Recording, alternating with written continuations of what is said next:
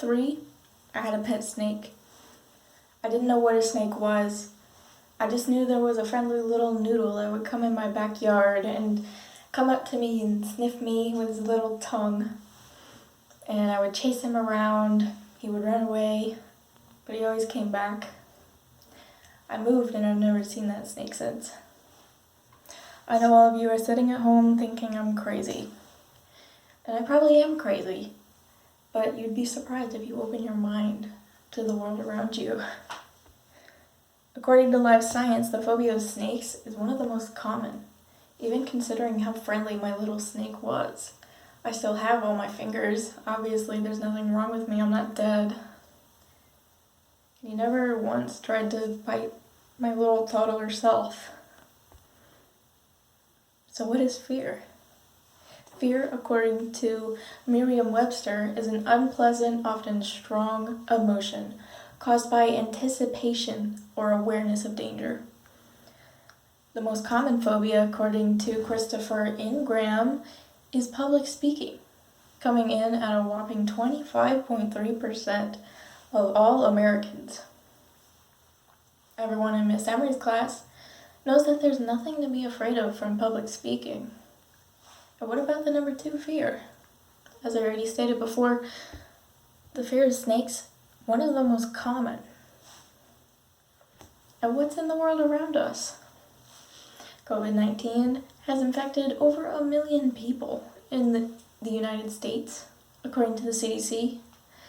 And the numbers seem to be slowing down, but people are still freaking out. An asteroid the size of a school bus came dangerously close to the Earth. And the murder hornets that are threatening the bee population. And as we all know from the Bee movie, bees are extremely crucial to our survival. And why is this a problem? Even at our worst times, there's nothing to fear. There's nothing to be afraid of. Fear will slowly swallow us whole, leaving us helpless and only making the situation worse. What causes fear? What is fear? What does it do? How does it hear? Well, according to Science Focus, the AMYGDALA, I don't know if I'm saying that right, is the fear center of the brain, and it can't easily be overridden with the common thoughts of there's nothing to be afraid of, don't worry. And it was very crucial to us when we were living in trees, caves, when we were Neanderthals, we were still developing, and all those things that were killing us off, we learned to be afraid of because we knew we wouldn't survive. And it still serves crucial to us, letting us know when it's safe to go out, which people to be around. But we don't live in trees, we don't live in caves. So, you tell me if it should still be there and if we should still letting it take control of us. Tom Morris states that the true cause of fear is to motivate action. Fear can be used to avoid, prepare, and concentrate on the things that matter most. I know because I suffered from anxiety my whole life. It took me years to understand that I'm worth something. I would believe that I'm nothing and that I'm lower than everyone else. I would be scared of people. I don't even know why. I'm just scared of people. And getting over it and learning to just talk to people and to just do things, it's opened so much more opportunities for myself. I'm happy. I'm out there. I'm recording a video. I'm wearing makeup actually. And I look like a square egg with eyebrows, but that's okay. I'm still doing the things that I like. I like wearing makeup. I am bored, so I gotta do things. And I wouldn't be doing it if I was just sitting there scared. So what do we do? Fear has been used in our favor for years when we were building ourselves up as people. But we don't need it anymore, and I think it's time we abolish it. I was afraid of spiders for my whole life. I would see a little spider running in my room, and bam, bam, bam, crush it, kill it. see a bug in my kitchen, brap, brap, brap, kill it. But now, I have a little pet tarantula, Sammy. She's a little Mexican red meat tarantula, and she does give me jump scares here and there, but deep down, I know she's just a little 8-legged little jelly bean trying to survive, and I love her no matter how hairy, ugly, creepy she is. Even though I think she's a little bit cute, don't judge me.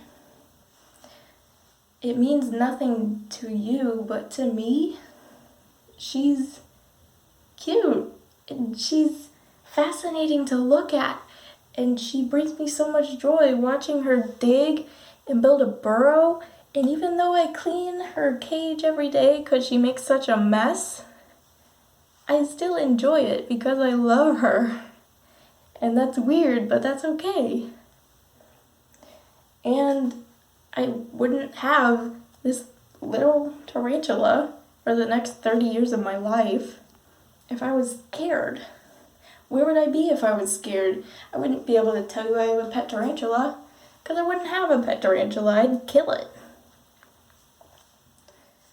I don't see things as creepy, not as crawly. I took the time to experience all these things that are stereotypically creepy, to see them for more than just what they are to you. I see them as animals, just like you and me and everyone on this earth. Like a dog, a cat, everyone loves dogs and cats, but the same personality could be in a snake and you'd hate it. But that's weird because everybody loves dogs. There are so many people that die from dogs and you don't even know. And what can we do? It's simple. You take a risk. Something as simple as going somewhere you wouldn't normally go, 6 feet away, wash your hands, don't touch your face, all that. Or maybe just look at a video of someone crazy climbing a huge building. One of those crazy guys doing pull-ups on the edges of skyscrapers. But just look at something that scares you. Because according to SciComm, we must re-experience a fear in order to extinguish it. It's these things in our minds that are trying to control us, but if we just take control, we grab it by the horns and try and get rid of it, it'll help us. It'll help us in the end, because I know that I was scared of all these things that are typically people are scared of, but I want to be a herpetologist. I want to work with reptiles and alligators and tarantulas. And when I was 13, I ate a barbecue mealworm. Of course I was scared. That was the thing that I was feeding my pet bearded dragon. But as you might guess, not that bad. It was actually pretty good. So, we've gone over why fear is a problem, what causes it, and how to get rid of it. When I was 9, I had a pet snapping turtle. I didn't know what a snapping turtle was. I just knew that there was this cute turtle that would come to visit me on my back porch and let me hold him. He would come from this little lake in my backyard and he would sit and wait for me, and I would pick him up, I would carry him around, and he was really heavy, but I still enjoyed him. And all of my friends, they told me to stay away from him, that he'll bite your fingers off. I have all my fingers, I have all my toes. And he was the sweetest turtle I've ever met, but all these people were telling me, stay away from him. And I wouldn't be able to tell you how amazing it was if I was scared. I'm not scared, and that's why I'm able to enjoy all these things that are here for us. Everything is here for a reason. It's for us to experience it. And we can't experience it if we're scared. So, I'm telling you to take a chance. Hold a snake. Go and pet a bug or something. Make a friend. And even though you never had a pet snake when you were 3, it still changed my life, and I hope experiencing things and getting yourself out there can change yours too.